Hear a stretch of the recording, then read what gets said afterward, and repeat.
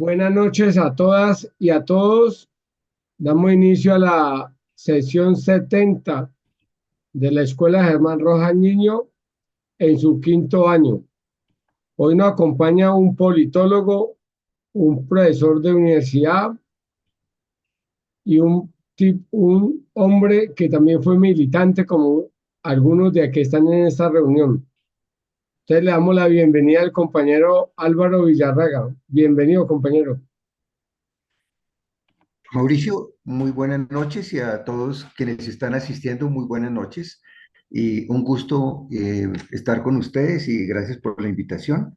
Eh, Veo un defecto que hasta el momento lo detecto, es que no me está entrando la imagen, pero creo que me escuchan bien en el audio, ¿no?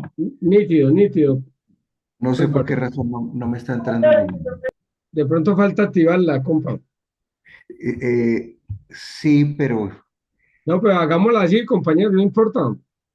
perfecto, perfecto. Estaba tratando de mirar. Bueno, sí, si estamos bien de sonido, no habría ningún inconveniente. Ah, compañero Álvaro, un minutico, un minutico. Es que yo hice Diga. ¿todos ven la imagen? Sí, yo la estoy viendo. Es Sí, para sí que se ve. ahora cada uno, después de la charla, cada uno haga un comentario sobre esa imagen. Y el mismo Álvaro, invitado, también haga su comentario. Listo, Álvaro, es todo suyo esta gente. Perfecto, perfecto. Sí, no logré instalar la cámara, que es mejor a veces vernos las caras, así sea un momento, pero si no lo logro de inmediato, es mejor que ganemos tiempo, ¿cierto? Sí, señor. Bien, bueno, les agradezco. La idea es hablar sobre la paz total. Creo que tú me dijiste algo así como 20 minutos, Mauricio. No, tiene 45 minutos, Ah, Álvaro. bueno, bueno, perfecto. Perfecto, entonces podemos estar charlando sobre las 8, pero desde luego buscaré que haya unas reacciones, comentarios y lo que se requiera, ¿no? En Tranquilo, razón de hágale. eso, trataré de no extenderme demasiado, sino tratar de ser conciso alrededor de 5 puntos que voy a referir de la paz total. El primero, como de su formulación política y de su soporte jurídico. El segundo, la implementación del acuerdo con las FARC. El tercero, la negociación con el ELN. El cuarto, la negociación con el llamado Estado Mayor Central y los diálogos con la Segunda Marquetalia. Y el quinto, las formas de entendimiento que se están dando con las estructuras armadas delincuenciales de alto impacto en distintas regiones del país. Y haré un comentario muy breve de conclusiones para dar lugar a que hagamos un intercambio como la parte ya definitiva para cerrar nuestra sesión. El primer punto sobre la paz total y la política que corresponde, hay que partir de decir, se trata de la política de paz adoptada por el gobierno de nuestro presidente Gustavo Petro. Es una política que tiene como propósito un trabajo integral, simultáneo, de todos los aspectos y actores de la paz que se requieren en este momento. En el buen sentido, es una política ambiciosa, es decir, abarcadora, que a diferencia de otros gobiernos no discriminó solamente hablar con determinada guerrilla o determinado grupo o determinado aspecto, sino que se plantea un tratamiento del orden general. En ese sentido, puede entenderse la paz total como una paz integral, pero también como una paz simultánea ante los distintos actores del conflicto. Otro elemento de la paz total que en muchos discursos del presidente Petro y en documentos de la misma campaña antes, durante la campaña presidencial que lo eligió, relaciona con claridad la paz total con otras políticas.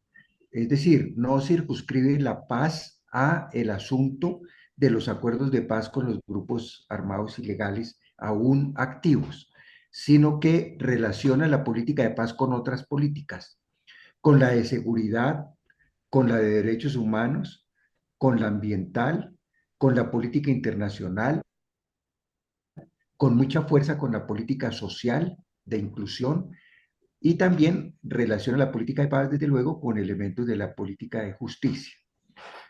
Esto quiere decir que el tema de la paz total no es solo un tema de seguridad y un tema de desarme de grupos armados ilegales, sino que es un reto de cara al programa de desarrollo social, al énfasis en lo territorial y, digamos, al conjunto de las políticas. De hecho, el propio concepto de la paz, más allá del gobierno Petro, pero lo recoge positivamente el gobierno Petro, nos lleva a entender que la paz es un momento en donde se superan en lo fundamental dinámicas violentas o conflictos bélicos, pero la paz también se asocia a un derecho que es un derecho síntesis, porque la paz, para realizarse positivamente, tiene que ver con un mínimo de bienestar, un mínimo de garantías, quiere decir un mínimo de disfrute de los distintos derechos humanos. Inclusive temas como el tema de democracia, inconcebible la paz sin un concepto asociado de garantías de derechos, imposible la paz sin el tema territorial y por tanto sin el tema ambiental y por tanto sin el tema de solución básica a comunidades que están asentadas en todos los territorios, grupos poblacionales, grupos étnicos, etc. Ese concepto de paz total se ha erigido como política pública y más allá de pronunciamientos gubernamentales y del presidente Petro y del alto comisionado en distintos momentos y declaraciones, se plasma política y jurídicamente fundamentalmente en dos soportes.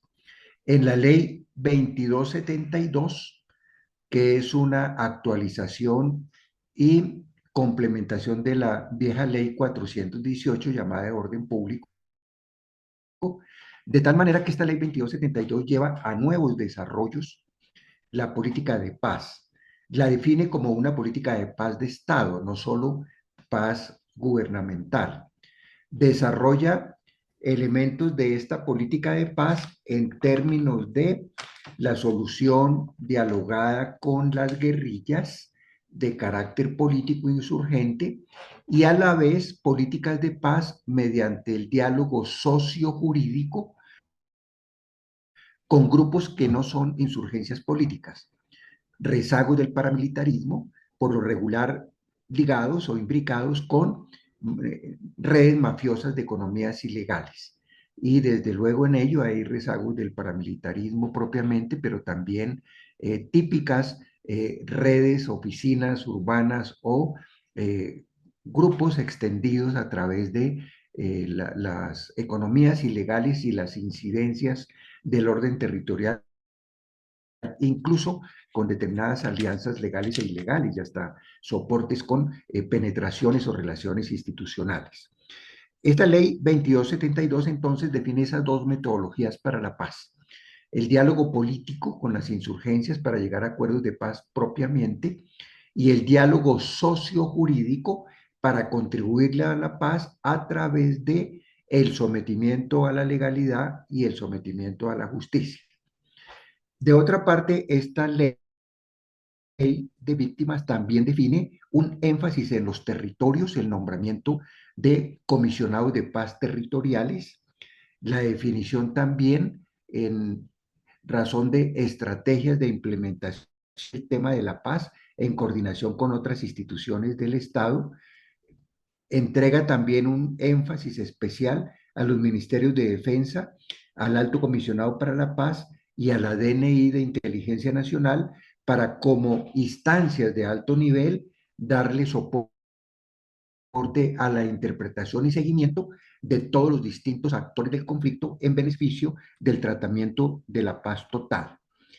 Y esta ley también incluye una figura novedosa que se dirige hacia la juventud en términos de definir el servicio social para la paz a través de formas alternativas a la prestación del servicio militar orientadas en acciones en tres ámbitos. Primero, en acciones sociales, segundo, en acciones ambientales y tercero, en acciones tecnológicas que pueden contribuirle a las instituciones y a los programas gubernamentales y de gobiernos territoriales en el sentido de la construcción de la paz. Finalmente, esta ley 2272, que reglamenta la paz total, incluye también el concepto de seguridad humana, cambiando anteriores conceptos de seguridad, ahora desde un enfoque de protección de la vida, de inclusión social y en términos de derechos humanos, el que la orientación ante todo es hacia las personas, los colectivos sociales y no hacia la defensa de las instituciones o de otros poderes o de otro tipo de necesidades que si bien requieren dinámicas de seguridad, deben girar todo ello en torno a la seguridad humana y a la protección de la vida. Se complementa este primer punto de la paz total, su definición, sus políticas y sus soportes jurídicos, también con la inclusión de la paz total dentro de el Plan Nacional de Desarrollo y, por tanto, de su soporte legal. Es así como, de manera transversal, en el conjunto del Plan Nacional de Desarrollo y de manera particular en algunos títulos y subtítulos, se incluyen directamente los presupuestos de la paz total, precisamente desarrollando sus relaciones con el hecho de una alta inversión social discriminada en la proyección de las transformaciones que habrán de abocarse en materia de salud, en materia de educación, en materia de atención de comunidades territoriales, en materia también de inclusión de la juventud, de la mujer, de los pueblos étnicos, etcétera. También en el enfoque ambiental, también en el enfoque, digamos, de construcción de la paz desde los territorios, contando con el compromiso de todas las autoridades. El tema del agua, el tema del acceso a los recursos y el tema también en general de que se plasmen compromisos con la justicia transicional, como en el punto 13, por ejemplo, desarrollando algunas formas al respecto y también incluyendo el tema de la construcción de la paz asociado a otra serie de figuras y de políticas públicas que están en el Plan Nacional de Desarrollo. Una síntesis de este primer punto es que la paz total es entendida como una paz integral relacionada con otras políticas públicas que comprometen no solamente al gobierno, sino al Estado, que demandan una coordinación institucional y que no son solamente para pacificar la guerra, acabar la guerra, superarla, no solamente para superar la violencia sociopolítica o social de grupos ligados a economías ilegales y de rezagos del paramilitarismo, sino que es entendido, como lo señala el teórico Galtung, la paz positiva. Es decir, no solamente la paz negativa en el sentido de que no haya violencia, no hayan fusiles, no hayan enfrentamientos, sino la paz positiva en el sentido de que se superen las violencias estructurales, es decir, las causas de la violencia. Es decir, la paz positiva entendida como construcción de políticas, de programas, de medidas, de inversiones sociales, atendiendo a los orígenes del conflicto, atendiendo a la inequidad, a la superación de la pobreza, a la inclusión, a la no discriminación, metas de gobierno en general que se compaginan con este propósito. Nuestro segundo tema es, de aquí en adelante, el segundo, tercero, cuarto y quinto, las implicaciones de la paz total en términos de ser paz simultánea con los distintos actores del conflicto. Claro, en segundo lugar referimos a las FARC-EP, ya no como guerrilla, sino a los compromisos de este gobierno, de nuestro presidente Gustavo Petro, con el acuerdo de paz del Teatro Colón, con el acuerdo de paz finalmente definido e implementado con las FARC-EP. De todos es conocido este acuerdo de paz y este fue proyectado en 3 gobiernos. El gobierno Duque, que saben ustedes, suspendió el apoyo a este acuerdo de paz, inclusive intentó cambiar algunas de sus medidas importantes, como el caso de la JEP, y asfixió mediante el desfinanciamiento otra serie de programas, como los PDEP, como el PENIS, etcétera. Desde luego era un gobierno del Centro Democrático del Uribismo, contrario desde la política del Centro Democrático al acuerdo de paz, pero obligado por ley, presionado por la comunidad internacional, de alguna manera había una especie de compromiso forzado con algunas medidas que ya habían sido llevadas a actos constitucionales, es decir, reformas de la Constitución, a nuevas leyes estatutarias y ordinarias y a programas que venían en marcha. Por eso el saldo del gobierno Duque fue un saldo, digamos, de estancamiento, en algunos aspectos de retroceso y de iniciativa con algunas medidas contrarias al acuerdo de paz. Pero nuestro tema en términos de actualidad es este segundo gobierno que le corresponde a Gustavo Petro, y está la expectativa que en el otro gobierno que vendrá, porque se supone que entre los tres deben llevar a la implementación del conjunto de medidas de los 6 puntos del acuerdo de paz. El presidente Petro en su política, en sus intervenciones y discursos, siempre ha planteado el compromiso con el cumplimiento de este acuerdo de paz, pero también ha sido crítico en el sentido de las falencias que ya traía en la implementación este acuerdo, como ha sido crítico hacia otros entes de Estado e inclusive al seno del propio gobierno, en el llamado a ponerse a tono con la necesaria implementación de todas sus medidas.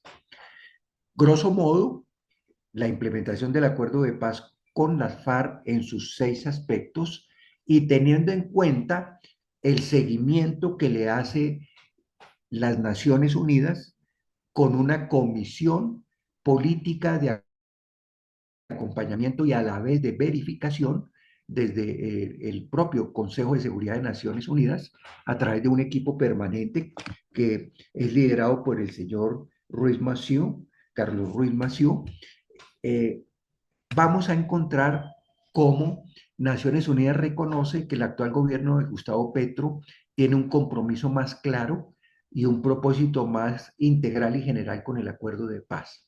No obstante ello, aún hay deficiencias en materia del primer punto, que es el tema de el agro y la reforma rural integral. Si bien se reconoció como sujeto constitucional al campesinado, se expidieron algunas leyes y decretos leyes, y en particular este gobierno ha reforzado la Agencia Nacional de Tierras y la Agencia de Desarrollo Rural. Naciones Unidas reconoce que en ese sentido hay unos avances notorios de destacar, pero que aún estos avances distan del logro general de las metas posibles de cumplir. La expectativa del presidente Petro que incluso se pudiera cumplir el primer punto con los 3 millones de hectáreas que compromete el acuerdo, el gobierno estima que podría llegar máximo hasta 1,5 millones de hectáreas. El anterior gobierno, el breve periodo que tuvo de implementación el presidente Santos, el periodo completo que tuvo Duque, solamente avanzaron en 0,5 millón de hectáreas. Y Petro se plantea avanzar en lo posible hasta 1,5 millones de hectáreas. Quedaría al otro gobierno 1,5 millones de hectáreas también. Además de esto, de hecho, en la implementación del primer punto, ha habido mucha lentitud que ha heredado este gobierno en los programas, la financiación y la implementación de los proyectos con los PDEP en 170 municipios.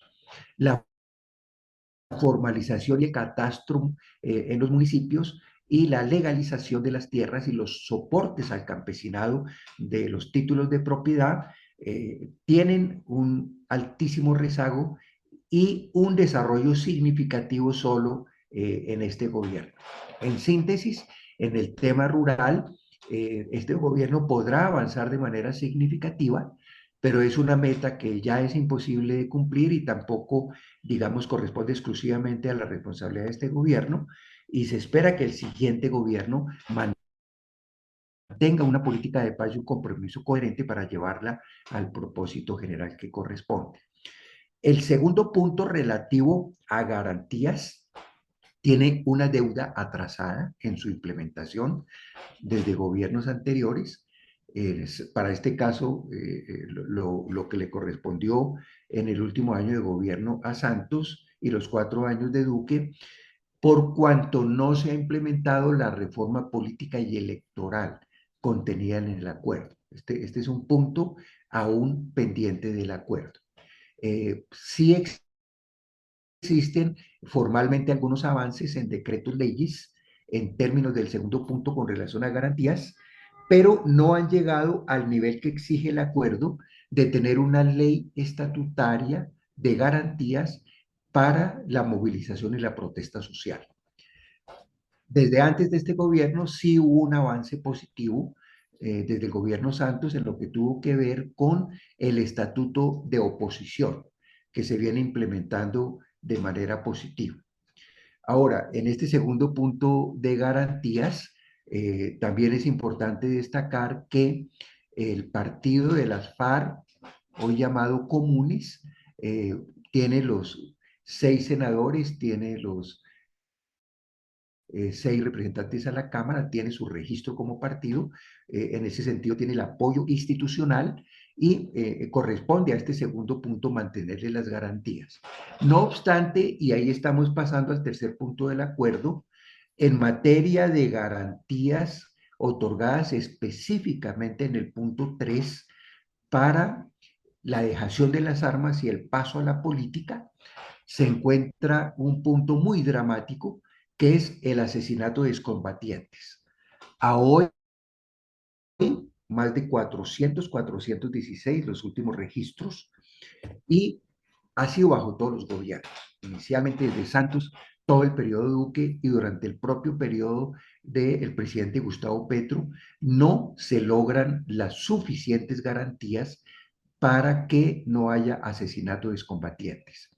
Aunque es de reconocer con objetividad que durante el presente gobierno ya la dinámica de estos asesinatos es menos intensa y en menos números que el gobierno anterior. Sin embargo, esto es un asunto grave y preocupante porque las garantías que debe brindar el Estado, el gobierno, la fuerza pública, los organismos de seguridad y las autoridades a todo nivel en términos de sus funciones de protección deben darse de manera plena.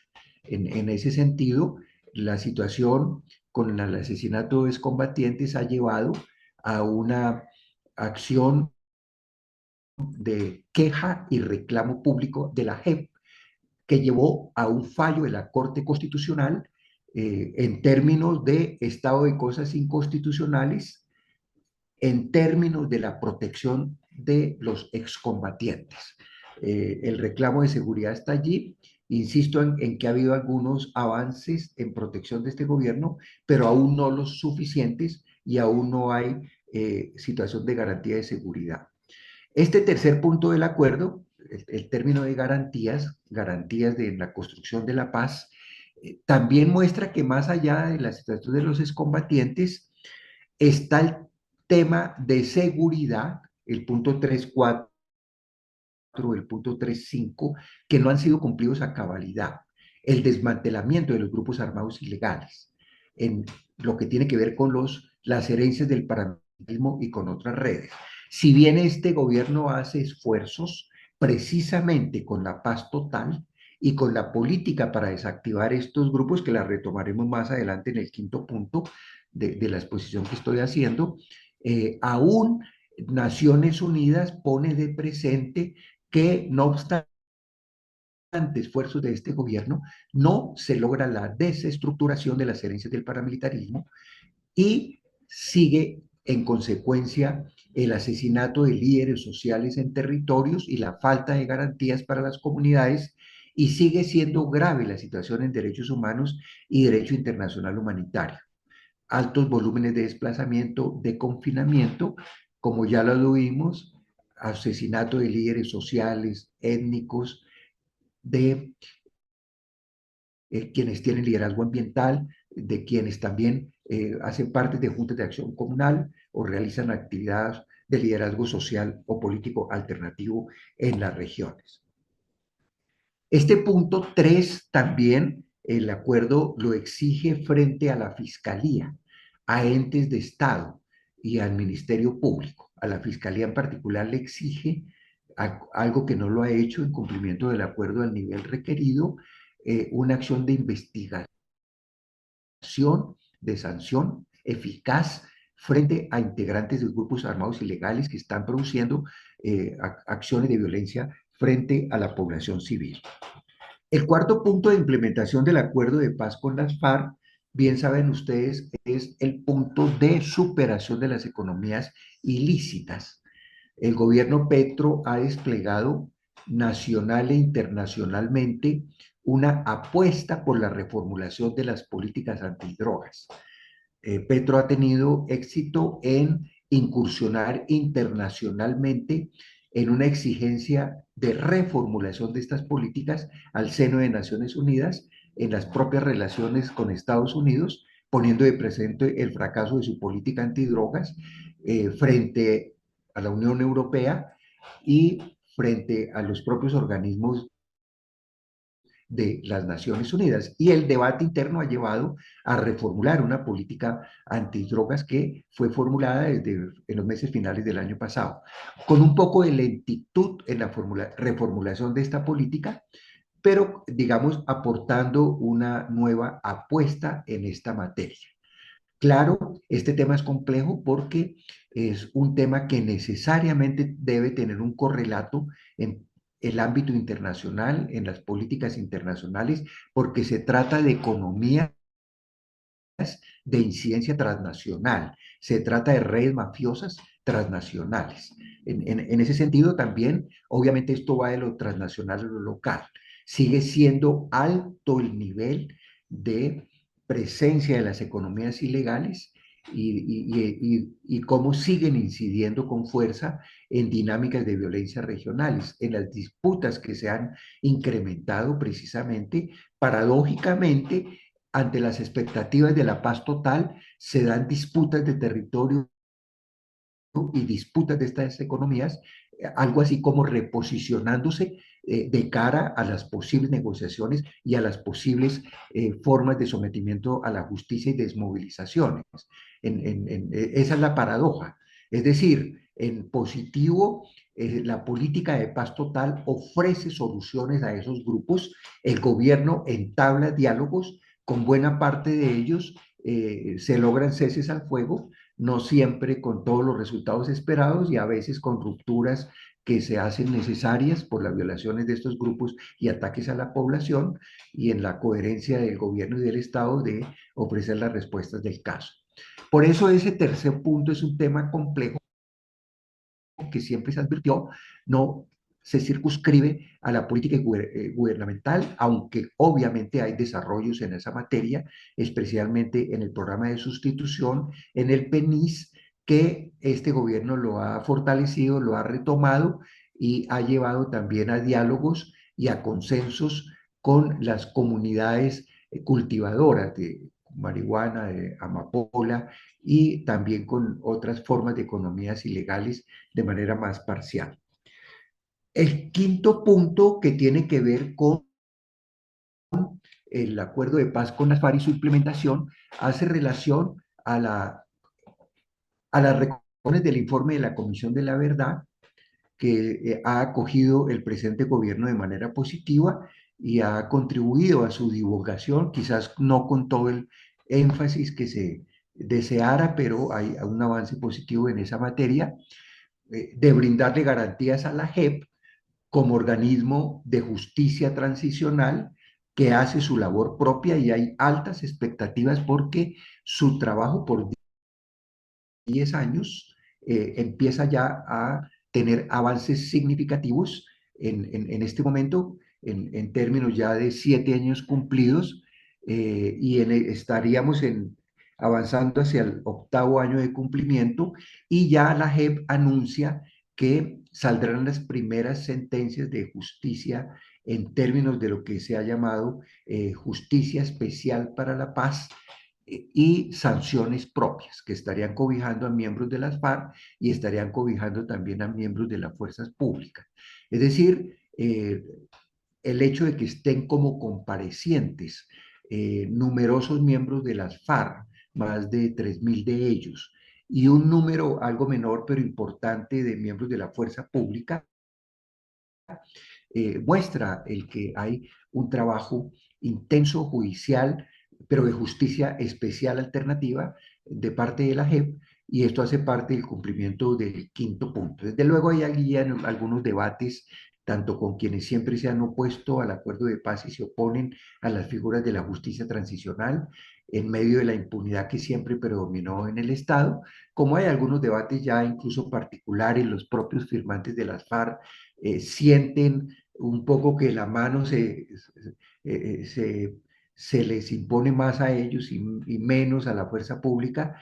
Tienen razón en reclamar por qué, no por este gobierno, por gobiernos anteriores y por correlaciones de fuerza contrarias al acuerdo de paz, se excluyó a los terceros de la JEP, lo cual es una injusticia, y correspondió a las legislaturas anteriores y correspondió inclusive a la revisión que hizo la propia Corte Constitucional y no introdujo cambios al respecto desde años anteriores. Pero teniendo esa limitación de que se excluyó el juzgamiento que habría sido justo y necesario para los terceros actores, funcionarios, civiles, sectores de poder comprometidos, por ejemplo, con el paramilitarismo, el AGEP responde positivamente con lo que tiene que ver con las ex-FARC y miembros de la fuerza pública allí implicados. También en este quinto punto del acuerdo con las FARC avanza la unidad de búsqueda de personas dadas por desaparecidos, ha hecho un diagnóstico importante y ha encontrado 110.000 casos, y avanza también en acciones activas de búsqueda de desaparecidos y entrega algunos saldos pequeños por las grandes dificultades, pero su labor en general ha sido señalada como positiva. Y el sexto punto del acuerdo tiene que ver con la verificación. La verificación en cabeza de las Naciones Unidas, ya con 2 misiones del Consejo de Seguridad y con un equipo de verificación muy activo que garantiza los informes trimestrales y un acompañamiento de alto perfil. Y un apoyo técnico también interno en las ONGs, CERAC y CINEP, que llevan a que estos informes trimestrales tengan un nivel técnico de sustentación y desarrollo, y paralelamente hay otro informe paralelo de apoyo a la comunidad internacional con el Instituto Kroc de la Universidad de Notre Dame de Estados Unidos. En resumen, este segundo punto de la exposición que estoy haciendo, la implementación del acuerdo con las FARC, con el gobierno Petro y la política de la paz total que estamos haciendo referencia, logra un compromiso gubernamental coherente, unos desarrollos importantes, pero aún no todos los suficientes. Aún falta algo más de compromiso de organismos gubernamentales y estatales, algo más también de superación de los rezagos que se traían desde el gobierno anterior y algunas problemáticas que no se logran corregir. Naciones Unidas en sus reportes pone presente sobre todo el caso de los excombatientes que siguen siendo asesinados, los líderes sociales en las regiones y el que en estas regiones no se logre normalizar la presencia del Estado y garantizar los derechos de los pobladores de los territorios donde se está implementando el acuerdo de paz. Siguen siendo zonas de disputa y zonas de alto peso de distintos grupos armados ilegales, tanto guerrillas, rezagos de las anteriores FARC y también rezagos paramilitares ligados a grupos de las mafias. Ese es en síntesis un poco la situación de la implementación del punto 2. Fíjense que esa situación, de todas maneras, con niveles de puntos de rezago y críticos, han llevado desde estas últimas 2 semanas, incluso al propio presidente Petro, a reconocer que aún falta en implementación del acuerdo de paz en muchos de sus aspectos. No vamos a referir todos en detalles. La misma reincorporación de excombatientes tiene una serie de recomendaciones hechas por Naciones Unidas para que se lleven a todas sus consecuencias, los proyectos colectivos, familiares, el tema que hemos detallado de la falta de suficientes garantías, etcétera, etcétera. El tercer punto a tratar en este marco de la paz total hace referencia a la negociación con el ELN. Aquí hay una paradoja. Es que esta negociación, en términos generales, va bastante bien, pero pareciera que esa situación no se comprenda en el país, más se comprende en el ámbito internacional, no solamente por Naciones Unidas, sino por los numerosos países que obran como garantes, obran como facilitadores y en general los demás países. Digo que en general va bien, estratégicamente va bien, en referencia a que durante estos 2 años de gobierno de Gustavo Petro se retomaron estas negociaciones que ya habían definido una agenda con el gobierno Santos, que ya había habido un avance. Coincidencialmente también la negociación con el ELN tiene 6 puntos. En el punto primero, participación de la sociedad, y en el punto quinto, que hace referencia a víctimas y al tema humanitario, ya había habido unos avances y un cese al fuego durante el gobierno Santos. Por ese avance existente y esa agenda, con acierto, Gustavo Petro, a los 4 días de gobierno, realiza con el canciller una reunión en La Habana, reconoce la comisión de negociación que había quedado allí estancada porque no podía volver, porque el anterior gobierno la criminalizó y pretendía era, con el señalamiento de terroristas, llevarlos a la cárcel cuando ellos estaban allá protegidos por el derecho internacional porque estaban en una condición de desarrollar diálogos de paz con el gobierno y el Estado colombiano. Petro recupera esta situación, legitima el diálogo con el ELN a partir de entrar en contacto con esta delegación del ELN, vuelve y recupera al grupo de países garantes, entre ellos Cuba, Noruega, Venezuela, México, Brasil, Chile, y también el apoyo de otros países, como el caso de España en Europa. Con el ELN se han desarrollado 6 rondas de negociación, 2 en Caracas, 2 en La Habana y 2 en Ciudad de México. Se han conseguido más de 20 textos de acuerdos. De estos acuerdos, sobre todo, sobresalen en la agenda acuerdos relativos al primer punto, participación de la sociedad, y aspectos relativos al quinto punto con relación a las víctimas, tema humanitario y la población civil.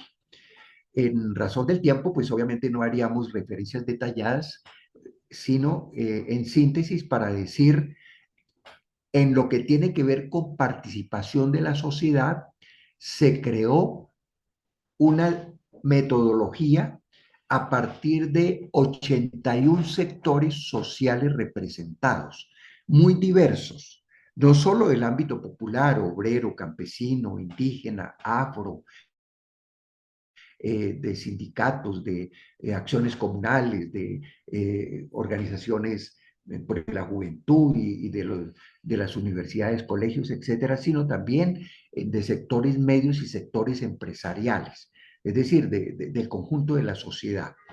Estas 81 delegaciones se congregan a partir de un Consejo Nacional de Participación y han desarrollado a partir de 9 macroregiones unas dinámicas de reuniones regionales consultivas que ya arrojaron su primer resultado precisamente hace 2 semanas y ya han entregado una serie de insumos y numerosas propuestas que tendrán que decantarse para servir a construir un consenso que permita pasar los puntos 2 y 3 de la agenda. El punto 2 de la agenda va a tener que ver con las transformaciones para la paz. Los consensos que salgan de todas esas propuestas deben plasmarse en transformaciones a distinto nivel, económico, social, ambiental, reformas en lo institucional, etcétera. Y el punto 3 de la agenda tendrá que especificar medidas específicas para el logro de esas transformaciones. Quiere decir, cambios del orden constitucional, leyes estatutarias, leyes ordinarias, programas de desarrollo, etcétera. Y también los reflejos desde el punto de vista de las implicaciones nacionales y territoriales, porque de conjunto hay un énfasis hacia la región y los territorios. En razón también de los avances de esos 20 acuerdos, más de 20 acuerdos, algunos de mayor calado, otros más procedimentales, otros más específicos, de conjunto se destacan también los acuerdos que tienen que ver con ir refrenando la violencia e ir tomando medidas a favor de la parte humanitaria y de derechos humanos. Se destaca en ellos sobre todo el cese al fuego. El cese al fuego por 180 días, que ya fue refrendado por otros 180 días, ceses al fuego que están reglamentados y constituyen a la vez lo que se llama técnicamente acuerdos especiales humanitarios. Allí encontramos numerosas cláusulas de compromiso con las leyes del derecho internacional humanitario, las normas y principios humanitarios, el cumplimiento cabal de todo lo prescrito por el protocolo 2 adicional a los convenios de Ginebra y una serie de medidas del orden humanitario. En ese sentido, digamos, en este momento se prepara la séptima ronda. El avance en las negociaciones de paz con el ELN han conseguido ya no solamente estos ciclos, las rondas se titulan como ciclos, sino que ya la dinámica de la mesa de diálogo y negociación es una dinámica prácticamente permanente, en tanto, sobre todo, el hecho de que sea permanente el cese al fuego y, por tanto, el equipo de verificación acompañado por Naciones Unidas, acompañado por la MAP OEA, acompañado por la Conferencia Episcopal y en lo territorial acompañado también por otras organizaciones sociales y entes humanitarios, a la vez que la dinámica a la que ya hice referencia de las 9 macroregiones, de las reuniones consultivas con los 81 sectores sociales, han llevado a que sea permanente el contacto, la coordinación y las acciones entre las delegaciones de una parte del gobierno y de otro lado del ELN en el desarrollo de este acuerdo con el ELN. Pero por supuesto, estarán pensando ustedes que solo hablo positivamente de este acuerdo, de estos acuerdos y del avance con el ELN.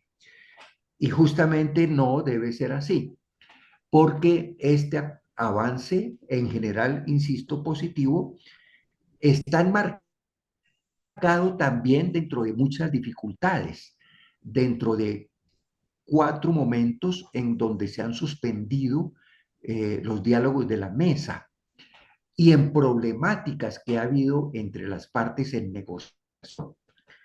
En razón de ello, recuerden, ha habido, por ejemplo, una protesta del ELN iniciándose el año 2023, cuando el presidente Petro anunció en general ya el cese al fuego, pero en verdad no se había llegado en la mesa de negociaciones a todas las definiciones necesarias. Y esto llevó a que el ELN protestara, de alguna manera desmintiera al gobierno, porque una cosa era haber anunciado el tema haber anunciado la voluntad del tema y haberlo incluido para su tratamiento en la agenda, pero no se había dado el acuerdo específico y eso llevó a una protesta, me parece entendible, del ELN, que llevó inclusive a que el gobierno reconocieran y luego en una ronda siguiente ya se pudiera abordar y ya se pudieran construir los documentos de soporte de la metodología, la verificación, los compromisos humanitarios y los compromisos de avance en la negociación bajo esas dinámicas de cese al fuego. Otros incidentes, por ejemplo, otro más reciente, ustedes recuerdan, cuando fue secuestrado por el ELN de manera secreta el padre del futbolista Lucho Díaz.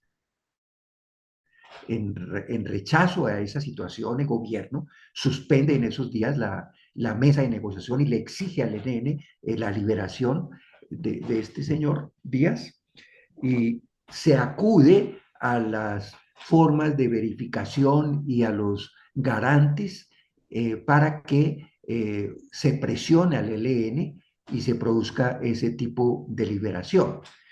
También eso llevó a que se reforzara la exigencia del secuestro y se incluyeran unos compromisos firmados en el secuestro. Pero precisamente otro incidente más reciente es que en medio de tensiones que hay en la negociación, el ELN llega a manifestar en una declaración de su comandante Antonio García que ya no cumplirán ese punto del secuestro, lo cual produjo malestar y protesta del gobierno, un impasse y una suspensión también de las conversaciones en esos días y tuvo que subsanarse eso más recientemente y hace parte, digamos, de tensiones que allí permanentemente también se están dando. Desde luego habría otros hechos de detalles un poco en ese orden, pero son los principales que han trascendido en la situación política. Yo resumo este tercer punto que estamos tratando de la paz total de la negociación del ELN diciendo es un gran reto para el gobierno Petro conseguir que las dificultades en la mesa de negociación como las que acabo de reseñar no impidan los avances necesarios porque ya Gustavo Petro públicamente ha expresado que el gobierno espera que hacia los meses finales, se hizo alusión incluso al mes de septiembre, según los cronogramas que se han previsto, se tendría ya el acuerdo con el ELN.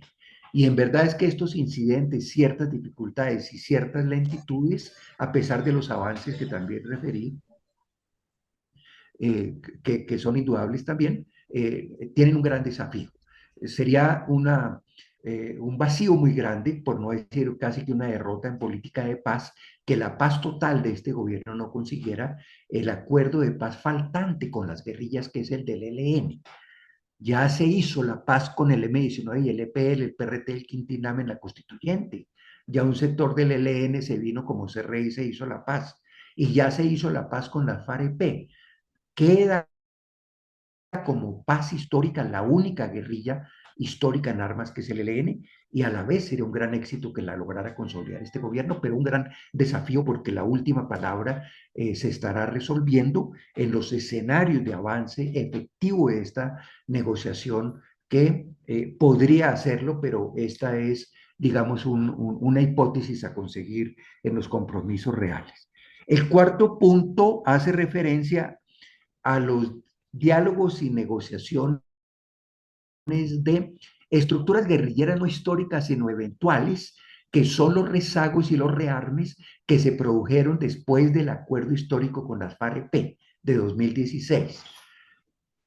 De una manera un poco particular, se le puso el nombre de Estado Mayor Central a la disidencia mayor. Disidencia en cuanto son discrepantes del acuerdo de paz con las FARC, no se acogieron a la paz hecha en general con esta organización FARC-EP que se está implementando y que hemos referido, sino que son grupos, digamos, residuales. Claro, esos grupos pretenden representar a las FARC-EP. El gobierno un poco en ese entendimiento de la mesa, en unos pronunciamientos iniciales, les permitió que firmaran como FARC-EP, pero eso produjo malestar, por supuesto, en el grueso de las FAREP desmovilizados y hoy en el Partido Comunes, en otras expresiones, y como ellos mismos se han denominado los firmantes de los acuerdos de paz. Por eso, de una manera un poco particular, yo ya está simpática el hecho de que firmaran Estado Mayor Central FAREP. El gobierno un poco recurrió a reconocerlos aludiendo a Estado Mayor Central, pero evitando mencionar FAREP. Y eso lo replican los medios de comunicación y se les ha llamado Estado Mayor Central.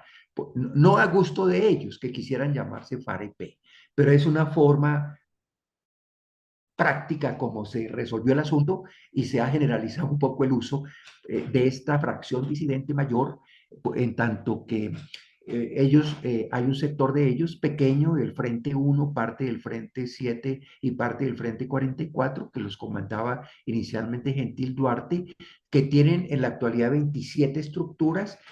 Con ellos se han desarrollado diálogos y negociaciones, van 4 rondas de negociación. Hay un acuerdo que se firmó en Tibú el año pasado, en el mes de febrero, donde están los criterios, la metodología, el énfasis sobre todo en temas regionales que no excluyen algunos temas de orden más general, pero se entiende que no será una negociación del nivel de la negociación histórica con las FAREP, sino de lo que corresponde con estas agrupaciones que han persistido sin desconocer que han crecido, porque se estima que pueden estar en 3.500 sus efectivos en los que están en las partes de Meta, Guaviare, Bichada, los que están también hacia Putumayo, los que están en el Pacífico, sobre todo en el Cauca, pero también en parte en Nariño y Chocó, los que están también en otros territorios interiores de Antioquia, los que están en el Catatumbo, etc. Con estos grupos, como es sabido, ha habido algunas de estas 4 rondas en distintos territorios. Una reunión fue en San José de Guaviare, otra fue en Catatumbo, otra fue en el Cauca, otra fue en Bogotá de sus delegados y una como instalación inicial fue en los llanos de Yarí. Existen algunos avances hacia formulaciones digamos, de agenda en lo territorial, en compromisos hacia el cese al fuego. Hay comisión veedora que se instaló y hay una crisis en la negociación con este grupo, en tanto se produjo una doble situación crítica. De una parte hay diferencias en estos grupos que no logran tener una articulación, una cohesión suficiente y una unidad de mando necesaria y suficiente para la negociación y para los asuntos humanitarios y su cumplimiento. Y eso ha llevado que sobre todo las estructuras del Pacífico y en particular las de Cauca, que además tienen fortaleza, tengan una actitud un poco más reacia, un poco más radical que los sectores que están en Meta, Guaviare, Magdalena Medio y Catatumbo.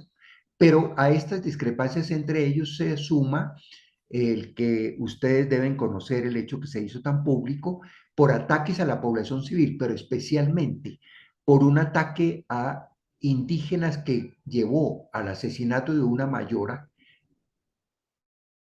y a herir y atacar, digamos, de manera armada a un grupo que los increpaba y les exigía, digamos, no interferir en sus territorios y en sus actividades a la población indígena.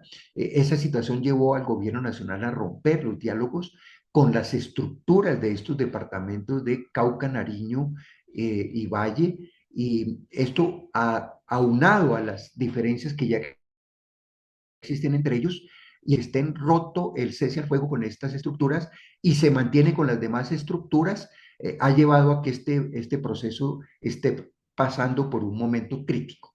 Claro, el ideal es que todos estuvieran en el cese al fuego, que el gobierno pudiera restablecer el cese al fuego, pero allí hay confrontación, allí hay altos intereses en las rutas del narcotráfico, allí hay acciones de coerción y ataques y afectaciones a la población civil que dificultan normalizar en el Pacífico, en las zonas referidas a esta situación, y además existe la gran incógnita del nivel real de unidad que tengan estas estructuras para el avance de su desarrollo. En síntesis, con el llamado Estado Mayor Central hay avances significativos, pero también estas grandes dificultades en la coyuntura.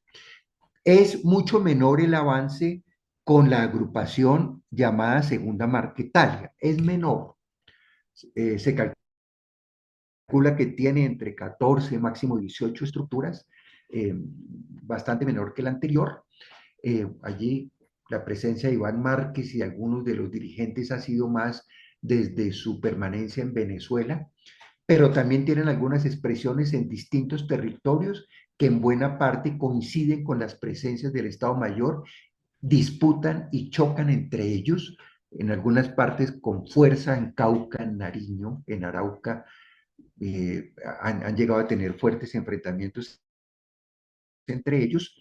Los contactos y los avances con ellos son más incipientes. Con el Estado Mayor Central hay una diferencia político-jurídica, en tanto que como este grupo sí había aceptado el acuerdo de paz, de alguna manera el acuerdo mismo contempla que quienes se alejen del acuerdo de paz se les debe aplicar la justicia ordinaria. Esto no ha sido resuelto por la vía jurídica y aunque el gobierno en sus definiciones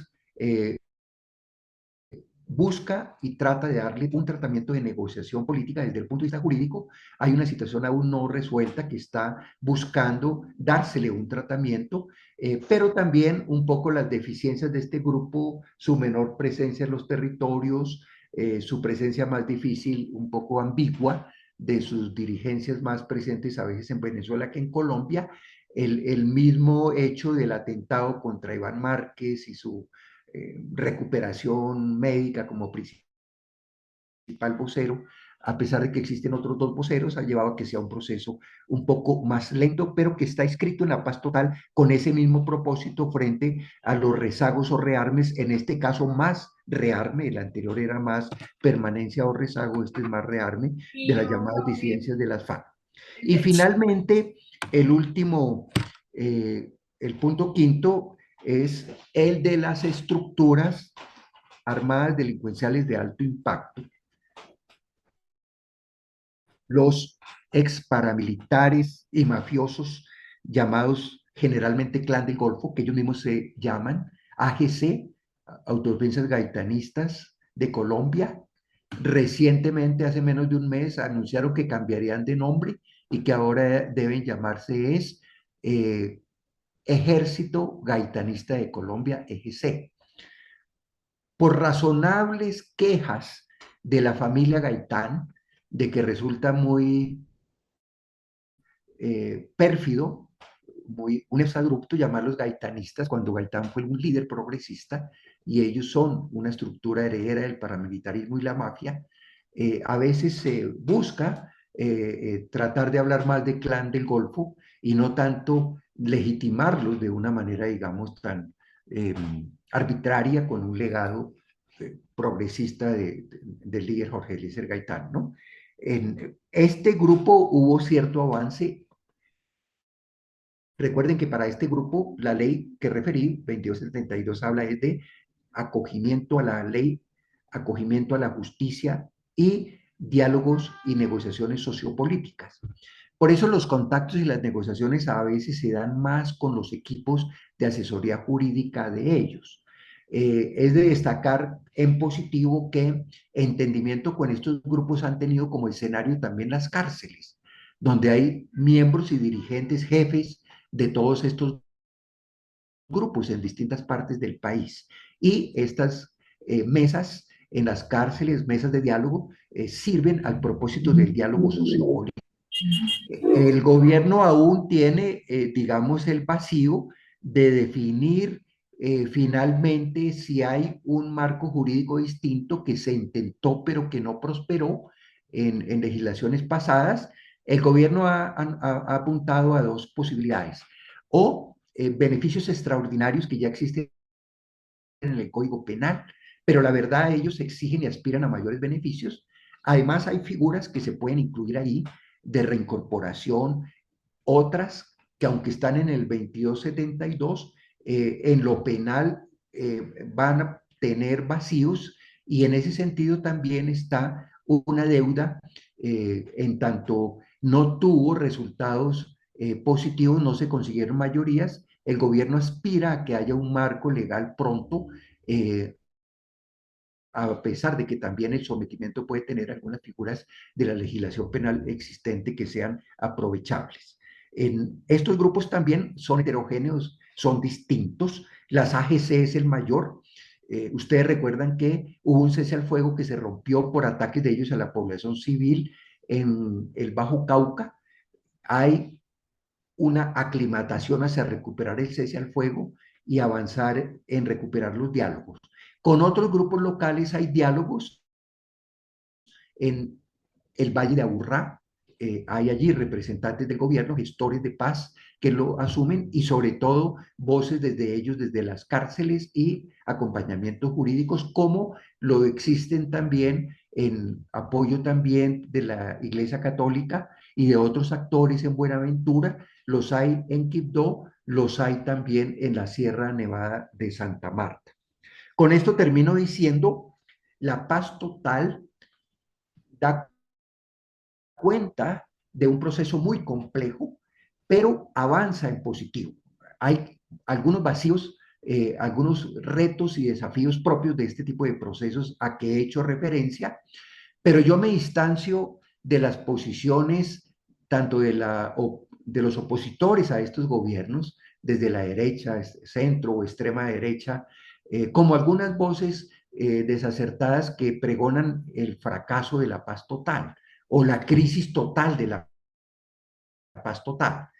Yo creo que en lo que he expuesto busco afirmar que es una política de paz positiva, valiosa, con resultados, porque está trabajando sobre todo unos pilares de política social, de participación, de reconocimiento de comunidades. Porque, sintetizo diciendo, con el ELN en lo fundamental hay avance, aunque haya problemáticas. Incluso con las disidencias hay avances significativas con el Estado de Mayor, y hay una situación crítica que es tratable y que es normal que aparezcan en este tipo de procesos. Y habrá de avanzarse también con otras estructuras en este reto de la simultaneidad del tratamiento de todos estos actores. Dejo ahí. Gracias, compañero Álvaro. ¿Alguna compañera o compañero tiene alguna pregunta?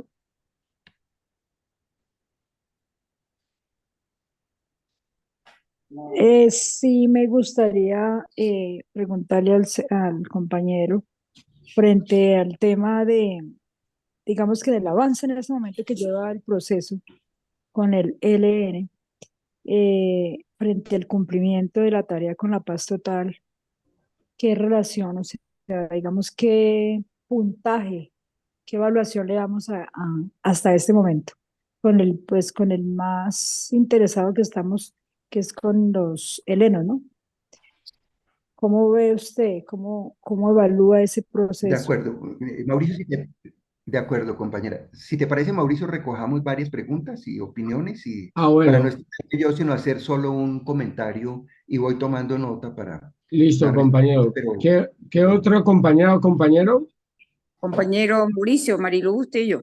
Sí, Mariluz, prende la cámara y haga la pregunta. La queremos ver si está quemada. No sé si me veo, todavía no me veo en No. cámara. O haga la pregunta, tranquila, haga la pregunta. Ahí ya. No, pero apague la cámara que le vuelve lento el internet.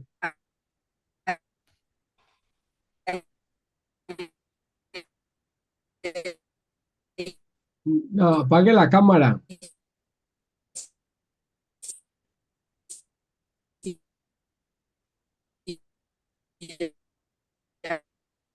Apague la cámara, Mariluz. ¿Qué otro compañero o compañera?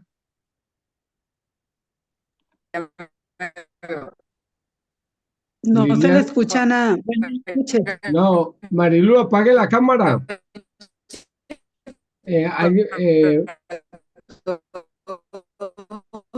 Para todas.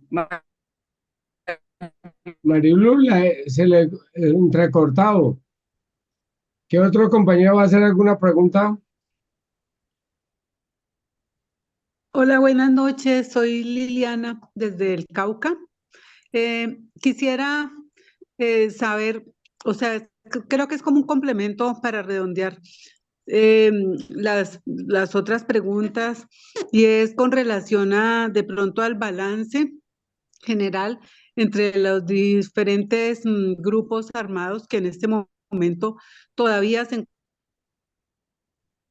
que, y que pues en algunos lugares a donde no llega ni la prensa ni se saca ningún tipo de información por el temor que existe, como por ejemplo aquí en Argelia, en el Cauca y en otros lugares de diferentes departamentos. La pregunta mía sería, ¿cuál sería como el balance y cuáles son los departamentos o las regiones que usted considera como puntos en este momento como rojos? eh, en cuanto a los procesos de paz, o sea, que se han convertido como en un obstáculo o la piedra en el zapato dentro de los logros de una paz total. Gracias, Liliana. Mariluz ya se conectó otra vez. Mariluz, tiene la palabra. Sí, sí, sí, Mauricio, parece que hay problemas con el internet. Sí, La preocupación y a la vez aclaración es sobre las AGC. En la costa Caribe siguen la muerte de líderes sociales y las amenazas por la AGC. O sea, nosotros en este gobierno y los que apoyamos este gobierno, siempre hemos pensado que las AGC son las autodefensas igual de Macuso, la que quedó de rezago de Macuso, y que le conviene a los opositores mantener la violencia en el territorio para obstaculizar el proceso de paz. Entonces, ¿cómo el gobierno, desde el gobierno se está mirando si está, no le entendí si realmente hay un espacio de cese al juego con la AGC o cómo es el tratamiento con la AGC? Porque creo que para el proceso de paz, sobre todo en la costa Caribe, el inconveniente más grande es la AGC. Que nos aclare un poquito el expositor, cómo se mira desde el punto de gobierno el cese de actividades con ellos, el cese de juego, perdón, al juego, y si realmente piensan que es el mayor obstáculo. Para nosotros en la costa el mayor obstáculo al proceso de la paz es la AGC. Gracias. gracias, Mariluz. Otra pregunta para que el compañero Álvaro nos conteste. ¿Quién va a hacerla? Compañero Álvaro, ¿no hay más preguntas? Tiene la voz usted. Gracias. ¿Me recuerdas el nombre de la primera compañera que habló? Diana es la primera, la segunda es Liliana y la tercera Mariluz. Gracias. Bueno, reconocer las opiniones y preguntas que hacen las compañeras. Destaco mucho. La asistencia no es muy numerosa, pero me parece una asistencia importante y sobre todo una presencia de mujeres muy valiosa, y me parece muy valioso que quienes están presentes aquí lo hagan desde distintas regiones del país. Esto nos da un sentido.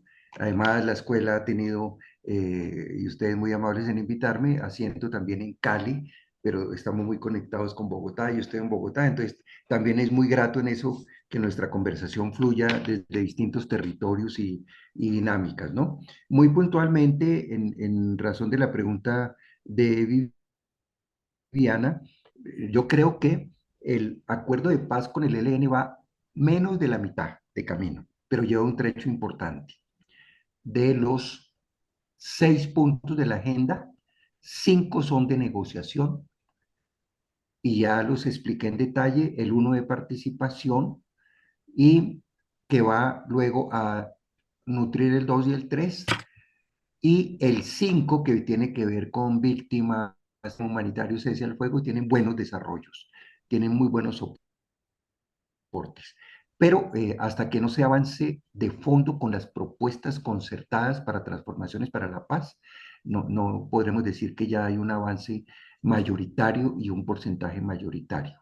En, en razón de los incidentes, las dificultades e incluso los propios riesgos en la unidad del ELN, ven ustedes que en Nariño un frente, antes de llegar al acuerdo final, en medio de la negociación ya se declaró en disidencia y ya planteó que quería con independencia hacer negociación propia y llegar pronto a la desmovilización. No la juzgo, sí, estoy registrando el hecho porque es difícil para el gobierno que lleva la negociación nacional, pero que también un grupo quiere avanzar en un sentido, pareciera lógico y sano atender ambas situaciones, pero desde luego el ELN protesta y ha sido una protesta muy fuerte frente a esa situación, ¿no? Entonces, es simplemente para decirle a Viviana que el, el, el avance es importante, pero aún parcial, y aún se está en las posibilidades con esta guerrilla de llegar a un acuerdo definitivo. Hay que ser optimistas, pero solo la realidad y los desarrollos concretos que se vayan teniendo en la agenda, en los ciclos y en los compromisos, en el tema humanitario, que con toda razón es muy sensible, podrá decir la palabra final. Lo de Mariluz Bustillo, creo que tú eres la que estás en en el San Onofre, No, en la costa, en eh, Cartagena. eh, en Cartagena. Bolívar, Montes de María, Cartagena. Ah, bueno, sí, Montes de María de Cartagena. Conozco muchísimo todos esos territorios. Bueno, yo me he movido por casi todo el país en muchos motivos y por muchas décadas. Y en Montes de María el trabajo de mujeres, el trabajo de víctimas, el trabajo social, las resistencias ha sido maravilloso, ¿no? Y un poco hacia otras partes del Caribe también. Es cierto, tú tienes toda la razón. Yo comparto lo que nos está ilustrando Mary Luz.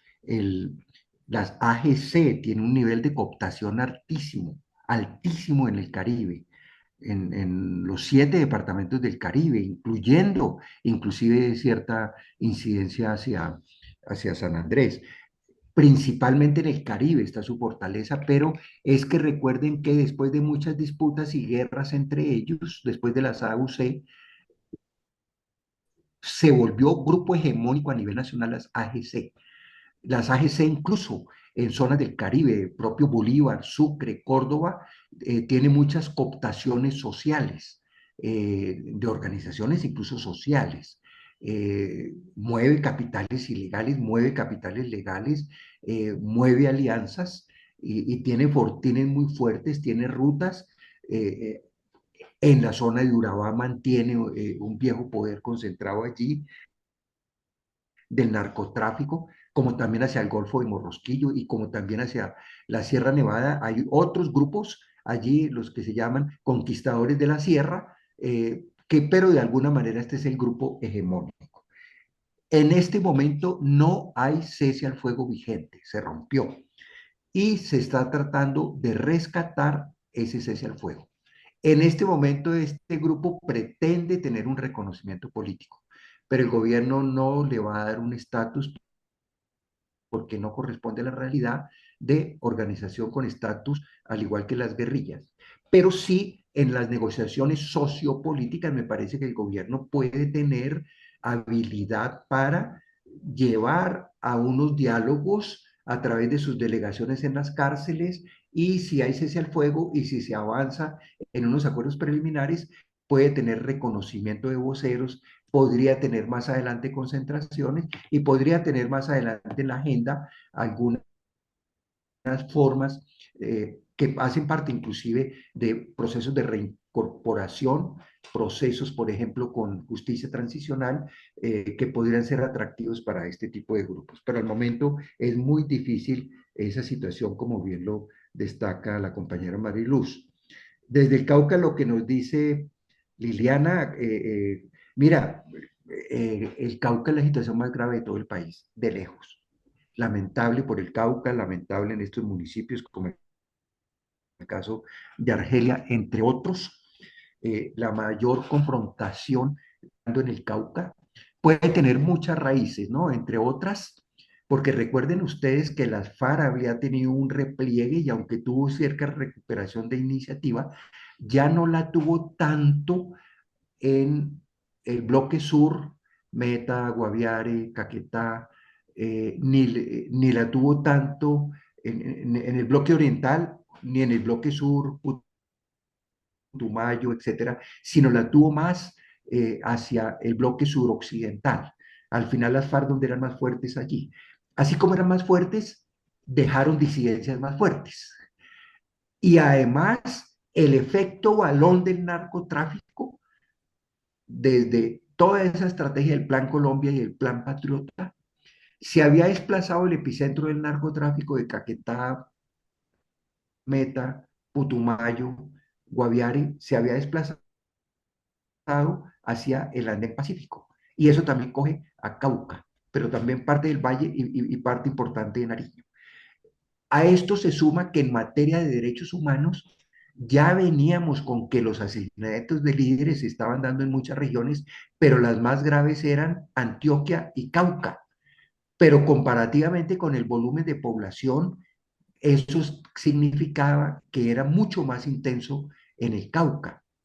Pero también responde a que Cauca tiene una fortaleza de un tejido social, las mingas campesinas, perdón, indígenas, y los movimientos campesinos, afros, el propio movimiento social, estudiantil ahorita en el estallido social, etcétera, alternativo, el Pacífico, que fue petrista, con más fortaleza en todo el Andén Pacífico que en otros lugares del país, también ha llevado que se den resistencias sociales, se den alternativas políticas progresistas, pero también con saña se han atacado a esos líderes.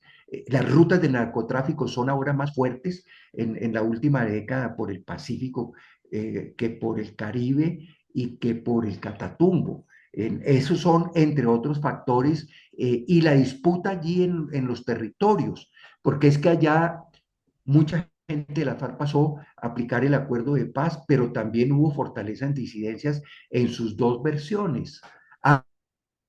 Hasta la vieja disidencia del EPL en el norte del Cauca intentó reimplantarse. Es decir, el ELN se expandió en el Chocó, pero se expandió también en Cauca y buscó expandirse también en Nariño. Entonces, es como para, en la línea que nos dice Liliana, ahondar, ¿no? Ahí está, ahí termino los comentarios, Mauricio y compañeras, compañeros, yo les agradezco mucho. En un nivel de confianza, yo les quiero decir, algunos de pronto nos conocemos, otros no.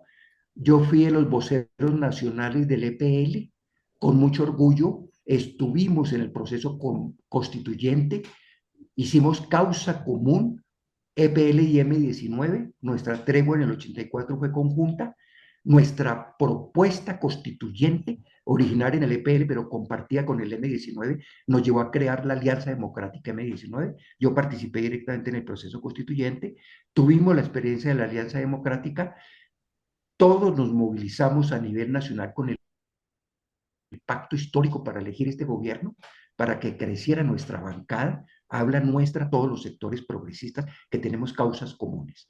Yo, pues, he estado en la parte académica, he estado en universidades y estoy nuevamente con este gobierno. Lo había estado años atrás, no bajo el uribismo, no, años atrás cuando fue creado por la Ley de Víctimas del Centro Nacional de Memoria Histórica. Actualmente soy uno de los directivos nuevamente del Centro Nacional de Memoria Histórica, buscando que este centro también juegue para la paz total, juegue para los derechos de las víctimas, juegue para el esclarecimiento. Tenemos trabajo en terrenos, hemos estado en San Onofre, hemos estado en Montes de María, vamos a estar lanzando un libro de memoria que ya está en proceso de edición. Hemos estado en muchos territorios del Caribe, del Pacífico y en muchas partes. Esto le digo simplemente para decir, agradezco la oportunidad de tener esta interacción, saludo este esfuerzo de escuela que ustedes realizan y que en ocasiones anteriores he tenido oportunidad de conversar con ustedes. Y espero que el pacto histórico y todas sus 34 vertientes políticos, sociales, étnicas, feministas y otros, tengamos la capacidad y la inteligencia para avanzar en unidad para que no se detenga este proyecto progresista una vez culmine en medio de retos, dificultades, pero con justeza histórica y con logros que ya van cuajando, entre ellos la aplicación de la paz total, el, el balance que habrá de lograr nuestro gobierno en los 4 años, 2 de ellos que nos restan. Muchas gracias. Compañero Álvaro, un momento. Les pido a todos y a todas que prendamos la cámara para despedir al compañero Álvaro y darle las gracias. Perdón, Mauricio, Sí, yo Wilson. por ahí por el chat, buenas noches. Yo hice una pregunta de ignorante. ¿Qué es quiénes son los AGC? Porque pues había escuchado de AUC. Perdón por la ignorancia. Gracias. Las AGC, Autodefensas Gaitanistas de Colombia, más conocidos en general como Clan del Golfo, son una estructura narcoparamilitar. Son, ya lo advirtió en una intervención antes una compañera, el núcleo dirigente y el origen tiene que ver con las propias AUC. Es decir, vienen desde el paramilitarismo, que tuvo epicentro sobre todo entre Urabá y Córdoba con los Castaño, de allí viene en esos sucesivos, digamos, descomposiciones, muertes, sometimientos, etcétera, obviamente articulados al narcotráfico, articulados a otras formas ilegales como la extorsión, etcétera, y se impuso frente a otros grupos similares progresivamente y es, digamos, la estructura narcoparamilitar más fuerte y representativa, siendo su epicentro principalmente en el Caribe, pero teniendo tentáculos y alianzas en muchas partes del país. Gracias, compañero. Por favor, prendemos las cámaras. Bueno, yo lamento que no logré rectificar que no me prende mi cámara. No, usted usted nos va a ver a nosotros dándole lo que siempre hacemos con despedimos a los invitados. Es que, compañero Álvaro, nosotros aquí humildemente le damos un aplauso por los conocimientos compartidos, porque nosotros la idea es que todos esos conocimientos los llevamos a los territorios. Muchas gracias, compañero.